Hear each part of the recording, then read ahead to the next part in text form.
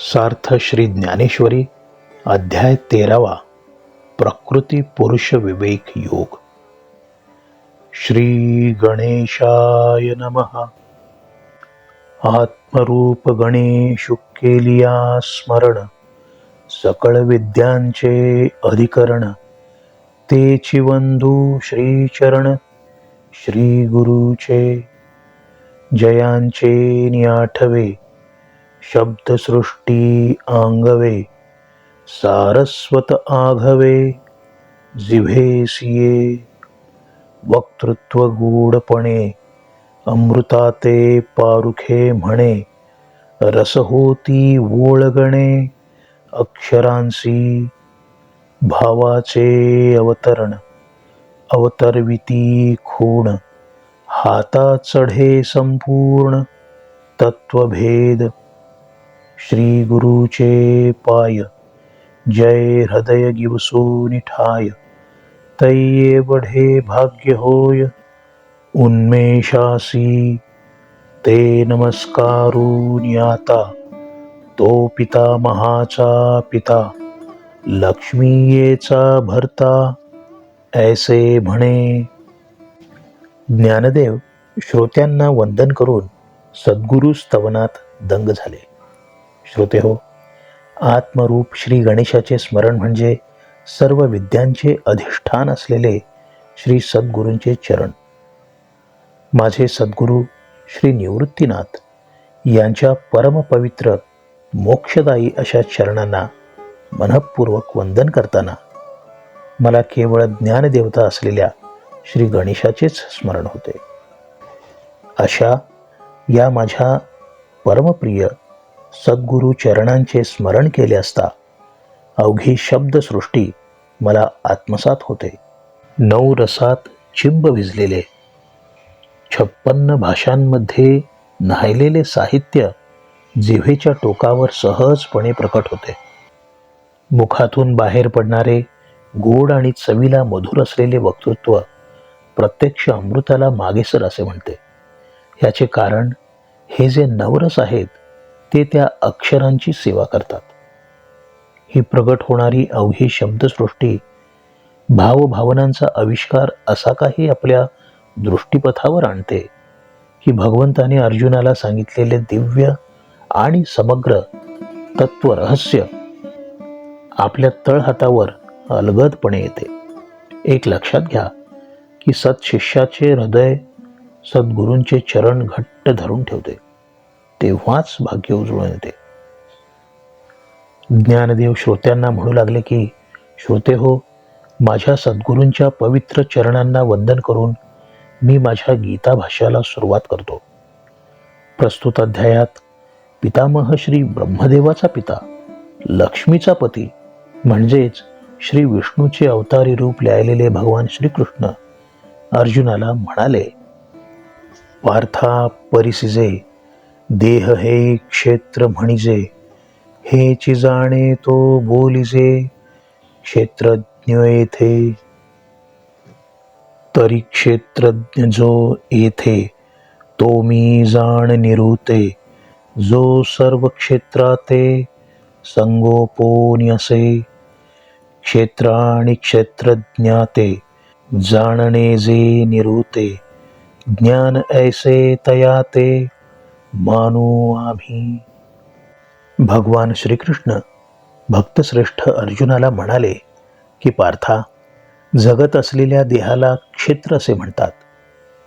हे जो जाणतो त्याला क्षेत्र जाणणारा म्हणजेच क्षेत्रज्ञ असे संबोधले जाते. या सर्व देहांचे म्हणजेच क्षेत्रांचे जो संगोपन करतो तो क्षेत्रज्ञ मी आहे. अशा या क्षेत्राला आणि मला म्हणजेच क्षेत्रज्ञाला सत्यत्वाने जाणणे त्यालाच आम्ही ज्ञान असे समजतो. तरी क्षेत्र येणे नावे, हे शरीर जेणे भावे. म्हणितले ते आघवे, सांगो आता. हे क्षेत्र का म्हणिजे, कैसे के हे उपजे. कवण कवणी वाढविजे, विकारी एथ.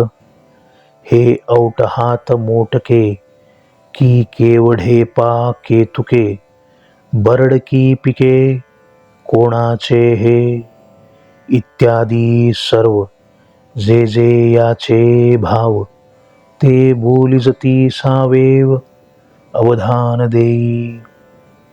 पय्याची स्थळा कारणे, श्रुती सदा बोबाणे, तर्कु येणेची ठिकाणे, तोंडाळू केला.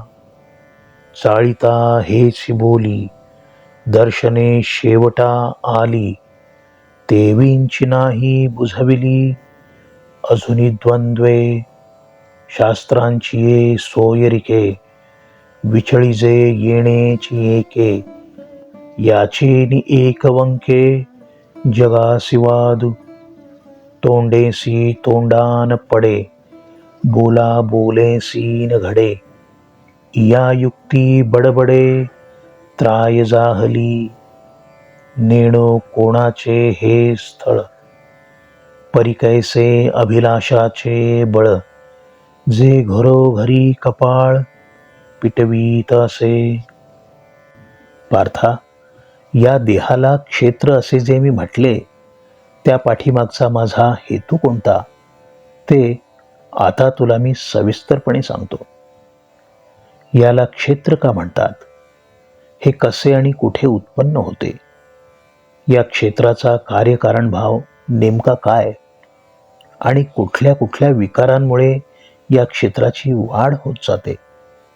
हा मोजका 3.5 हाताचा जो देह आहे, ते क्षेत्र नेमके कितीसे मानसिक पातळीवर पसरलेले आहे, ते नापिक आहे की सुपीक आहे, आणि या देहावर नेमकी मालकी कुणाची आहे, इत्यादी सर्व जे याचे स्वभाव विशेष आहेत, या देहाचे जे जे म्हणून धर्म आहेत, ते तुला पार्था माझ्याकडून अत्यंत व्यवस्थितपणे सविस्तरपणे आता सांगितले जातील. ते तू आता अत्यंत लक्षपूर्वक चित्त केवळ माझ्यामध्ये रोवून शांतपणे ऐक. हे देह नावाचे जे स्थळ आहे, हे क्षेत्राचे जे स्वरूप आहे, त्या संबंधी वेद सतत गरजत राहिले आणि या क्षेत्राने तर्कशास्त्राला सतत बोलते ठेवले आहे. या क्षेत्राच्या निश्चित स्वरूपाविषयी चर्चा करता करता दर्शनांनी अक्षरशः हात टेकले. या सर्वांमध्ये जे मतभेद आहेत, ते अजून संपलेले नाहीत. या क्षेत्राच्या निश्चित अस्तित्वाबद्दल शास्त्रांमध्ये मतभेद निर्माण झाले. या षटशास्त्रांमध्ये समन्वय घडावा म्हणून काहींनी वादविवाद केले. यांच्यामध्ये एक वाक्यता काय येत नाही, याचा विश्वाला प्रश्न पडला. क्षेत्र विचाराच्या विस्ताराच्या संदर्भात शास्त्रांची तोंडवळवणी होत नाही. एकाच्या विचाराचा दुसऱ्याच्या विचाराशी मेळ बसला नाही. गुंता वाढत गेला आणि निरर्थक चर्चेने मात्र जोर धरला. हे क्षेत्र कुणाच्या मालकीचे आहे, हेच मुळी समजत नाही. परंतु त्या मालकी हक्कावरून प्रत्येकाचा अभिनिवेश गरजू लागला. प्रत्येकाचे बळ वाढत गेले. घराघरात काथ्याकूट करायला लावून या क्षेत्राने प्रत्येकाला माथेफोड करायला लावली. नास्तिका द्यावया तोंड, वेदांचे गाढे बंड, ते देखो निपाखांड, आनची वाजे, म्हणे तुम्ही निर्मूळ, लटिके हे वागजाळ, ना म्हणसी तरी पोफळ, घातले आहे. पाखांडाचे कडे, नागवी लुंचिती मुंडे, नियोजिली वितंडे, ताळासी येती, मृत्युबळाचे निमाजे, हे जाईल वीण काजे, ते देखो निया व्याजे. निघाले योगी, मृत्योनी आधा दिले, तिही निरंजन सेविले, यमदमांचे केले, मेळावे पुरे.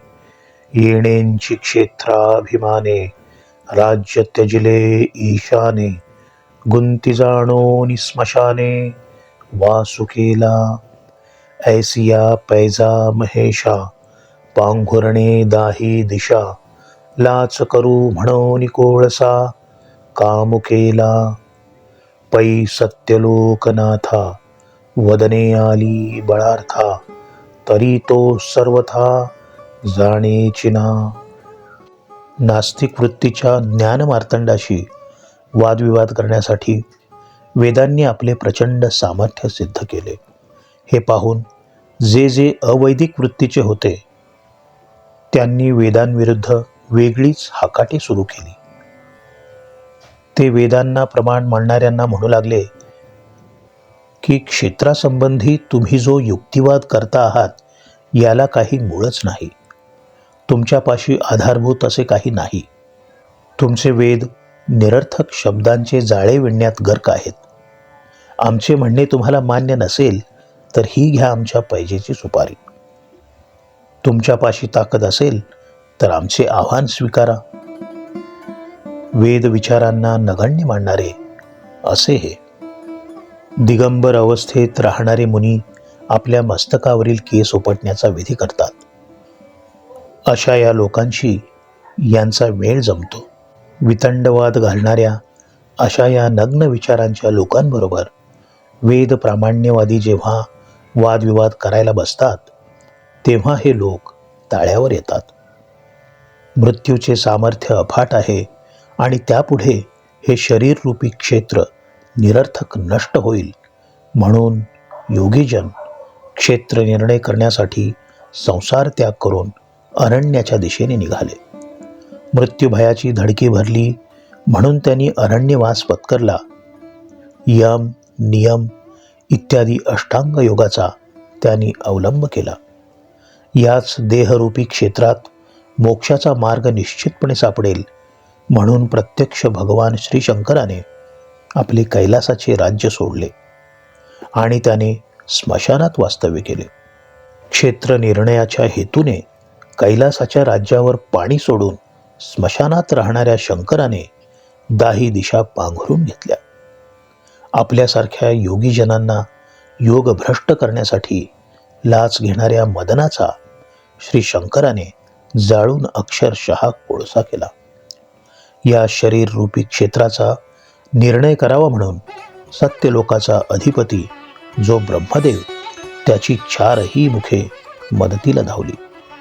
परंतु ब्रह्मदेवालाही सर्वांगाने या क्षेत्राचे ज्ञान झाले नाही.